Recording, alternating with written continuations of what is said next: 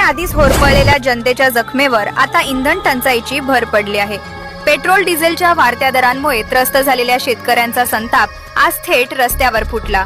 गोरेगाव येथील मुख्य चौफुली परिसरात क्रांतिकारी शेतकरी संघटनेच्या वतीने जोरदार आंदोलन करण्यात आले।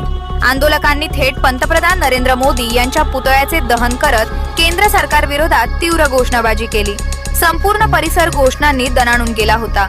सध्या शेती मशागतीचे दिवस सुरू आहेत। पेरणीपूर्व कामांसाठी डिझेल अत्यावश्यक असताना शेतकऱ्यांना पेट्रोल पंपावर तासनतास रांगेत उभे राहावे लागत आहे। अनेक ठिकाणी रांगा लावूनही इंधन मिळत नसल्याने शेतकऱ्यांचा संताप अनावर झाला आहे। शेतीची कामे ठप्प झाली तर देश काय खाणार, असा थेट सवाल आंदोलनकर्त्यांनी सरकारला केला आहे। क्रांतिकारी शेतकरी संघटनेने सरकारला इशारा देत म्हटले आहे की तात्काळ इंधन टंचाई दूर करून शेतकऱ्यांना सुरळीत डिझेल पेट्रोल उपलब्ध करून द्यावे, अन्यथा हे आंदोलन आता गोरेगाव पुरते मर्यादित राहणार नाही तर संपूर्ण महाराष्ट्रभर तीव्र आंदोलन छेडले जाईल। आता मोठा प्रश्न असा, एसी कॅबिन मध्ये बसलेल्या सरकारला उन्हात रांगेत उभा असलेला शेतकरी दिसणार का? आणि पेट्रोल डिझेलची ही कोंडी अखेर कधी फुटणार?